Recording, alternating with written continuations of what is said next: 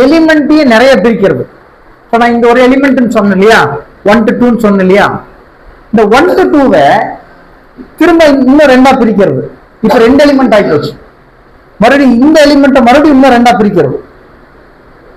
அப்படின்னு என்னன்னா, number of element அதிகமாக அதிகமாக ஆக்சுவலா 500 எலிமெண்ட் இருக்குன்னா நான் அதை இன்டு 2 டைம்ஸ் இன்னொரு 500 எலிமெண்ட் அதிகமா பிரிக்கிறேன்.